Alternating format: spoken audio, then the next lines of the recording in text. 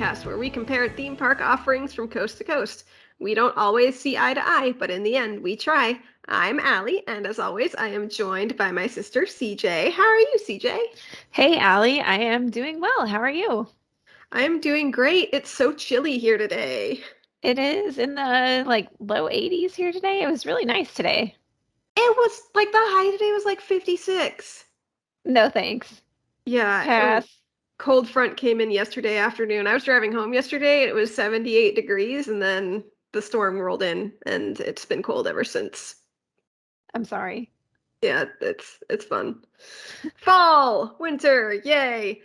Anyways, thank you everyone for joining us today for our season 3 premiere. Yay! Yay! This season we are gonna go into all of the e-ticket attractions. And CJ, what are we starting with? Well, we're trying to do this in chronological order. So we're going to be comparing today the Matterhorn Bobsleds at Disneyland to Expedition Everest, Legend of the Forbidden Mountain over at Animal Kingdom. Now, you might be thinking, well, hang on, you guys. Matterhorn opened in the 1950s and Expedition Everest opened in the 2000s. This doesn't make any sense. Okay, first of all, Matterhorn is a unique attraction. There is no other Matterhorn. Mhm. But this is kind of a close comparison. They're both big snowy mountains, and they both have an abominable snowman slash Yeti figurine in the ride. And when I say chronological order, we looked at our list of e-ticket attractions that we're comparing, and we got all the opening dates. And we went with okay, this one's 1959. We're going to go with this episode's going to be first, even though the comparison attraction was 2006. So, yeah. Yeah. And a lot of the things this season are not going to be one-to-one. I think the only things that are is like Space Mountain and Big Thunder and Splash. But we've got like Test Track and Radiator Springs Racers is going to be an episode. Rock and Roller Coaster and Incredicoaster. So, there's not one-to-ones for a lot of these, but we're calling them close enough. Yeah, exactly. Yep. So let's get right on into it with CJ's favorite thing about the Matterhorn bobsleds. Well, if you've been listening for the past couple seasons, you would know that I really am into history, and the Matterhorn is a historical attraction. It's the first steel tube coaster in the United States, maybe in the world. I'm blanking on that fact right now. But I anyways, I think it's like in the that. world. Yeah, I like it for the historical reasons. It's a classic Disney ride, but I also like that they've updated it and added new things over the years. They've kept it fresh. Yeah, they've done a really good job at keeping it fresh, and that's one of my favorite things about it as well, specifically that they updated the Yeti and kept it fresh, for lack of a Mhm. better word. I Mhm. also really like that there are two tracks. I think that was forward thinking, considering that is there a lot of that? I know we've seen it with Mr. Toad. I don't think there's enough of the two track, actually. I think there should be more. I think I there think should it, be more too. yeah. It kind of doubles the capacity of the ride when there's two tracks. And I also think it's uniquely built to support two tracks. There's no way it could ever go down to one. Right, right. And it gives it interesting sight lines when you see bobsleds passing each other and winding around the mountain and stuff. I think it's a Yeah. really cool visual. Do you have a preferred side? No, I like them both. Okay. Okay.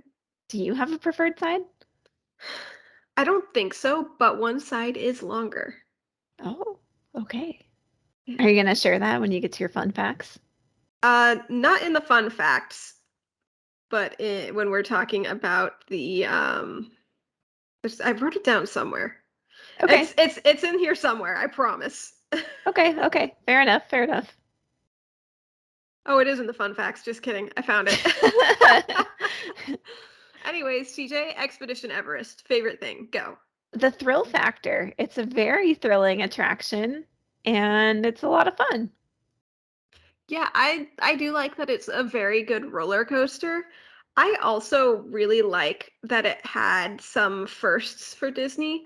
Like, as far as I'm Oh, aware, hang on. I feel like we should preface there's going to be some spoiler alerts this episode. for a ride that's been open for 15 years. 16 years. It's 2022 now. I was estimating. Okay. I mean, yeah, there's people who haven't been to Animal Kingdom still or on this ride. Okay, well, Spoilers spoiler alert. ahead. I like that it goes backwards. I As like far as that. I'm aware, that's the first time that's happened at a Disney park. So, at least in the US, I can't speak for any of the international parks, seeing as neither of us have ever been to one. So, Yeah, I'm going through my head. Really quick, I can't think of any that purposefully go backwards. I mean, they might accidentally go backwards. yeah, okay. All right. So CJ already mentioned that Expedition Everest opened in 2006. It's currently 2022. What date in 2006? April 7th, shortly before Animal Kingdom's birthday. And the Matterhorn opened on June 14th, 1959. Mm-hmm.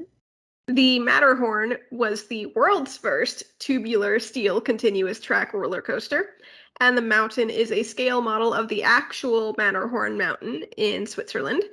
It's 147 feet tall compared to the 14,700 feet of the Matterhorn, so it's just 100 times smaller. Walt was inspired by his extended trip to Switzerland for the film Third Man on the Mountain. Now, the mountain is 147 feet tall, but the track only goes up 80 feet. The Fantasyland side is slightly longer, according to Wikipedia. The snow on the mountain used to be just white paint, but in 2012, they refurbished the mountain, and the snow now includes glass beads to make it kind of shimmery, shiny, and look more realistic. I remember when they did that. It looks better now. It does. There's also more realism elements that were added in the 2012 refurb, specifically with regards to the snow. There is way less snow at the base of the mountain than there used to be, and there's more snow on the northern face than the southern face of the mountain, just adding that little hint of realism, which is really cool. The Yeti has a name. The Imagineers call him Harold. There is a basketball half court near the top of the mountain, according to cast members who can access that part of the mountain. And I have two not fun facts. Hang on, I think for the basketball half court, I think you can see that on the Imagineering story. Oh, I'm okay. pretty I haven't sure. watched it. You haven't watched it? No. Allie! Oh CJ. my gosh, you need to see it. Okay. 100%. And I have it on very good authority that season 2 is coming. I Okay. have I have some insider info on that. So, Sneaky, sneaky. yep, you need to watch it 100%. You will Okay. cry, guarantee. If I cried, you will cry. Wow. You don't cry. No, I don't, and I cried. So, you need to see it. All right. It's good. Okay. I have two not fun facts. Moving on from the Imagineering story. Two not fun facts. The Matterhorn has the honor question mark of being the home to Disneyland's first fatality. In 1964, a teenage boy stood up on the attraction, sustained some injuries from that, and died a few days later.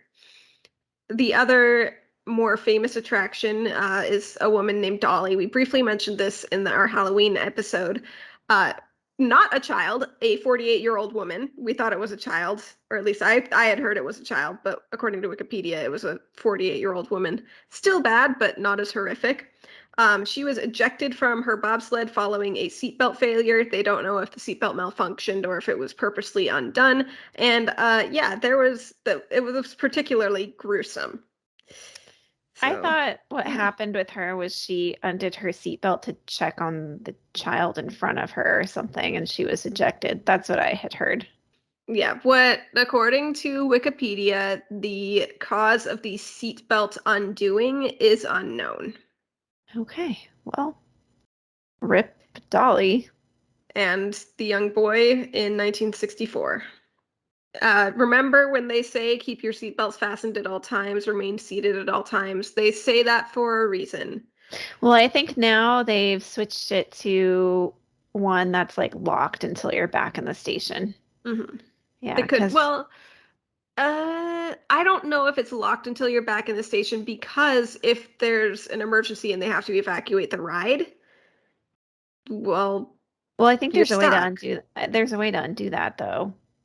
Okay, probably. There would have to be. It would be like a safety and liability issue. So, Well, because one time I was stuck on Indiana Jones, and well, the Indiana Jones ride stopped, and maintenance guy came, like the lights came on and everything, the ride stopped, and a maintenance guy came out and specifically went to our vehicle and said that something registered in the vehicle that one of our seatbelts was undone. oh, So, yeah, so he made us all undo them and redo them. So there must be, you know, they must have some way to get everybody to undo them if there's an evacuation yeah. situation. And you know what? There is better technology than there was back in the 60s where they can detect it and do something about it pretty much immediately. Yeah, So, hopefully. Yeah. yeah. Well, I remember before, they have the new bobsleds now. Yeah, we'll talk about that later. And before those new bobsleds, they still had those seatbelts that you could just undo at any time. Yeah. And that was not that long ago. Yeah. They didn't like they were like the airline seatbelts. Yeah. Yeah. Anyways, okay, so fun facts for Expedition Everest. It's the tallest attraction at Walt Disney World at 199.5 feet. It beats Tower of Terror by 6 inches. If it went up to 200 feet, they'd have to put a red light on top of it for, FAA regulations. So they missed that one. If you look at it from above, like on satellite imagery, it does make a hidden Mickey shape. So if you want to go check that out, go for it. The Yeti inside sits in B mode. If you're familiar with Rise of the Resistance, Kylo Ren at the very end often goes into B mode. He doesn't work. The Yeti is permanently in B mode. He's been stuck there since a few months after opening. What he's supposed to do is like swipe at your ride vehicle, but he is not able to do that anymore. So they use strobe lights and, some lighting effects to give it the appearance of moving. When the Imagineers were were building the attraction, they visited Nepal, Tibet, etc.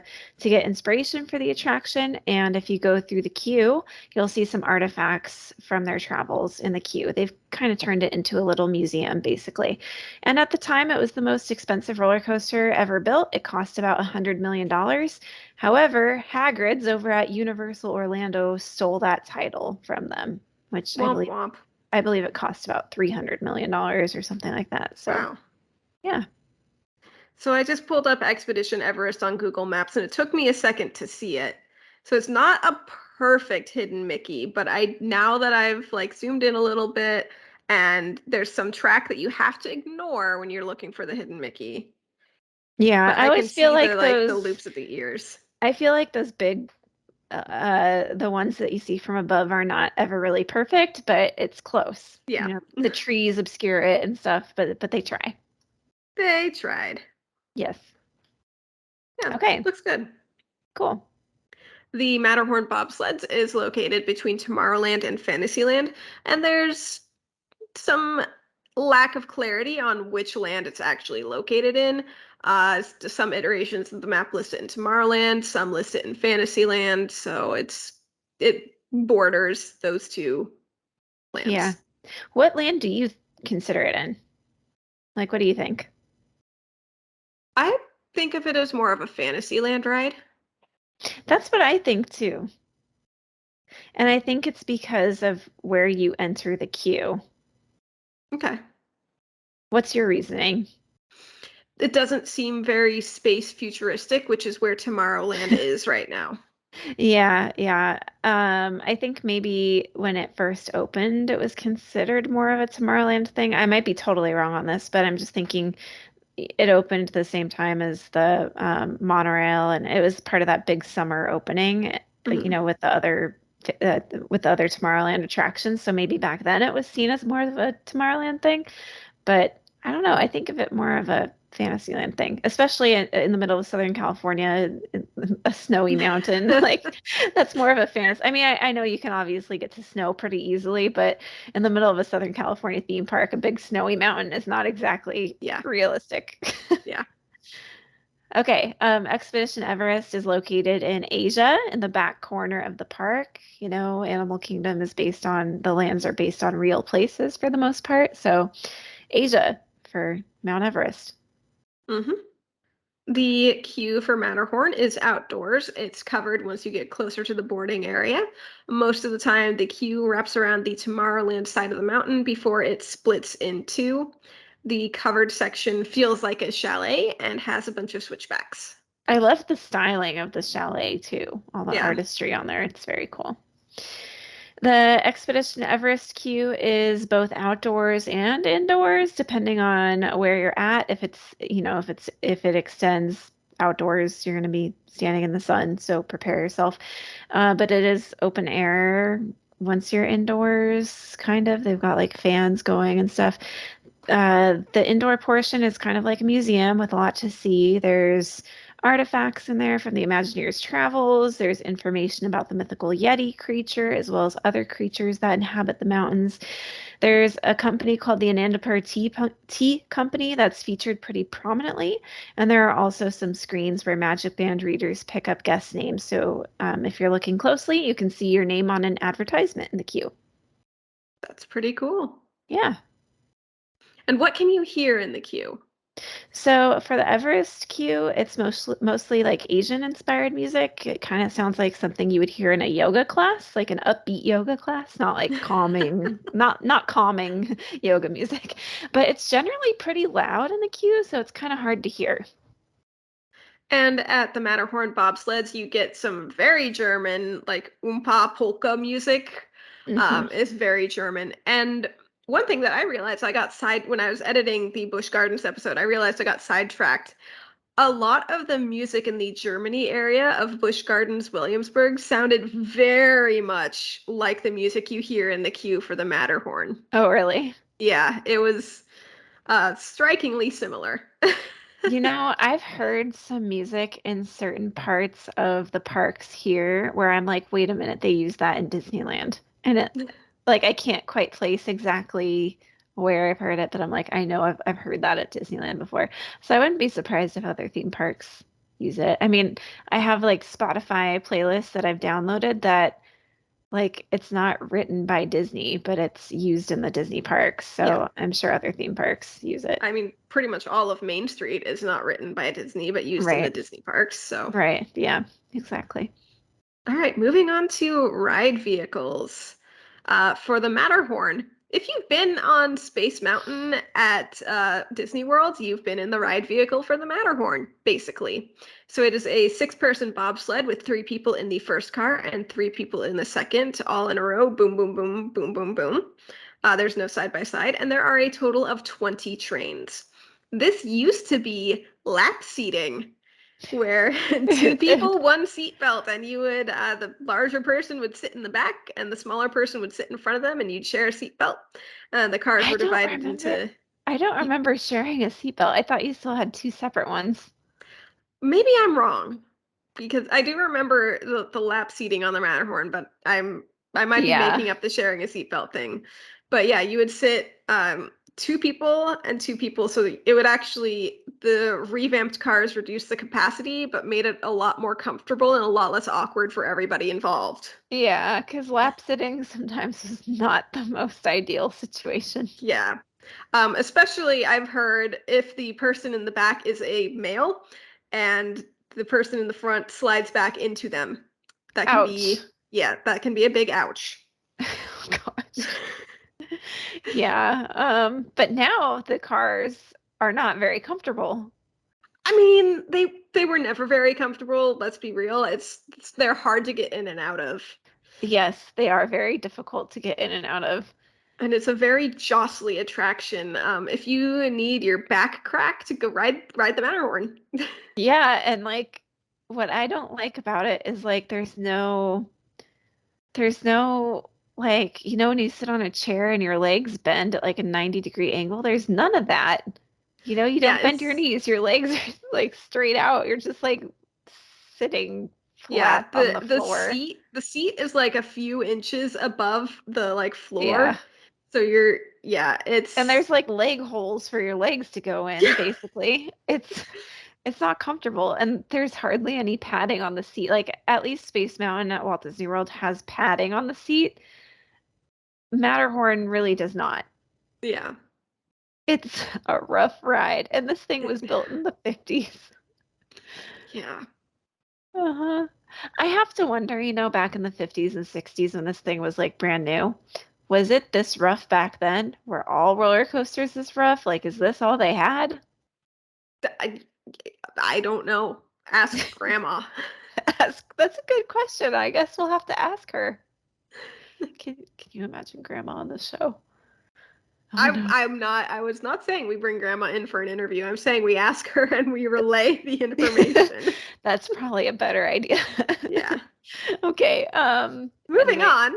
I think I actually prefer the lap seating scenario because at least you had somebody else to absorb the jostling with you. Wow. Like another layer of fat to help absorb the jostle. Okay. Anyways, Expedition Everest is far more comfortable, although the seats are pretty like upright. You can't really slouch. But I digress. Okay, 17 rows, 2 riders per row, 24 people per train, and it's themed to the End per rail service, so it ties into that T company that you see in the queue. The locomotive engine, since it's supposed to be like a train, is at the rear, pushing the car forward. That way it doesn't block people's views. And there's like little steam popping on the top of the little smokestack, and it makes a little choo-choo noise, and then it leaves the station. So it's pretty cute. I love that. And you don't have a seatbelt, you got a little lap bar that you just pull down. Which I mean, when you're flying down that hill, oh boy. Yeah, you gotta hang on. Yeah. Yep. So the story of the Matterhorn, it's a little murky, but it feels like you're a mountain climber and you're climbing the Matterhorn. And the abominable snowman is trying to protect its home. You know what? You're right. They're really like the storyline is murky. Yeah, because I mean, when you're in the queue and it's like a chalet area, you're like, oh, am I a tourist Am I going on gonna a go bobsled skiing? ride? Yeah. Or a Yeah. bobsled run? Yeah.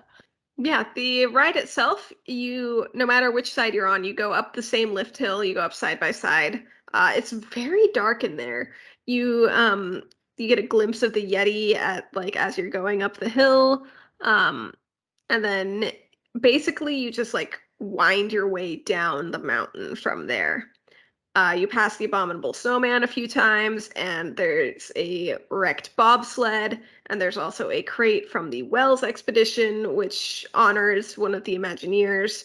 And Uh, not an Imagineer, a not an Disney Imagineer. executive Okay, who worked with Michael Eisner. If you watch the Imagineering story, you'll find out all about him not sponsored.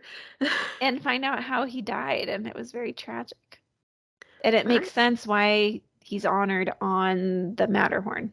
Yeah, he apparently I read this on Wikipedia. He was an avid mountain climber, and he did like 6 of the 7 peaks, Yes. and there was one left on his list before he died. Yes. Yeah. I was also gonna say there's a crashed Skyway bucket in there. You gotta look really fast, but there's a crashed Yeah, bucket in there. because the Skyway used to go through the Matterhorn. Yes. Yeah. The end of the end of the ride is you splash down in a little lake, and that the water actually helps cool the tracks and the like cars down as well because it gets hot all those brake runs. So yeah, and that's basically the ride. You go up and you go around and down. Yeah.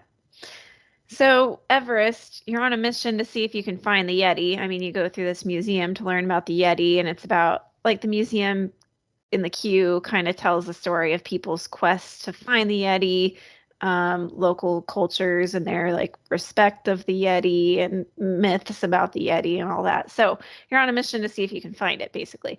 You leave the station, you make right turn and up a short hill. You curve to the left and downhill a bit, and then you head up a very large, very steep incline to the top of the mountain. And on your way up, you pass through a short cave that appears to be like some sort of shrine to the Yeti.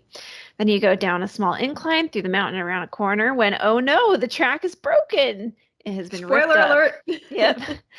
From here, you have a really lovely view of the Florida skyline where you sit there for a few seconds. And a bunch of Sometimes, ponytail holders. yes, a bunch of ponytail holders. Sometimes a bird appears on the top left of this portion, like soaring by the broken track. So you'll just have to look and see if it appears for you. Then, after a few seconds, you travel backwards through the mountain, curving downwards through the dark. It's very dark in there, and if you're wearing sunglasses or a hat, you definitely want to hang on to them. Then eventually, you curve down in the dark and you head up a little bit as you're going backwards. And then you come to a stop and you see the Yeti ripping up the tracks. And you can see some sunlight up ahead. And eventually you continue forward, downhill, back outdoors, curving around the outside of the mountain, winding in and out. And the Yeti appears to swipe at your vehicle on your way down and out back to the station. And then you return to the station and scan your magic band to get your picture. You lived to tell the tale. Yes, you saw the Yeti. He's real. He's there. The height requirements for the Matterhorn is 42 inches. And Everest is 44. The Matterhorn is open during the fireworks and open when it's raining. And Everest, there are no fireworks at Animal Kingdom, because it would alarm the animals. Because of the animals. So not applicable. Everest, it depends on the level of rain. If it's lightly raining, it'll probably be open. If it's heavy rain or lightning, not going to be open. Speaking of lightning, there is a lightning lane for both of these attractions. And there's also single rider for both of them. However, double check because they may close periodically depending on how busy they are. Mm-hmm. So that covers everything. We've got the facts laid out, and it is time for the final showdown. Can we see eye to eye? Does one mountain stand out above the other? It's the Battle of the Peaks. This isn't really working. Anyways, so CJ, do you want to go first? Sure, I'll go first. I know which way I'm going. Okay, which way are you going, CJ? It pains me to say, but I'm going to go with Expedition Everest, Legend of the Forbidden Mountain, because Matterhorn is just so uncomfortable. Like I'm sorry, it's so rickety. It is one of my favorite rides at Disneyland, but it is so uncomfortable. It's rickety. I need to see the chiropractor afterwards. They need to change the ride vehicles, and it needs a full track replacement. If they made it smoother, I think it might win. I think the Abominable Snowman has done really well, but no, Everest just has like a more clear storyline, and it's a smooth, especially Everest. They just like really smoothed it out, and not that like within the last year. So it's a lot smoother. Yeah, it was closed when I was there. I know, I'm sorry. It's a lot smoother than it used to be. The storyline is clear. The queue is really cool. It's just a really good ride overall. Yeah, I am agreeing with you on the Expedition Everest being the superior in this specific head-to-head showdown. Matterhorn is a really great ride, and I think if we did like Matterhorn versus something else, I don't know what off the top of my head, I would be inclined to pick Matterhorn. But no, Expedition Everest just does the mountain thing better. It's a more comfortable ride. It's a more thrilling ride.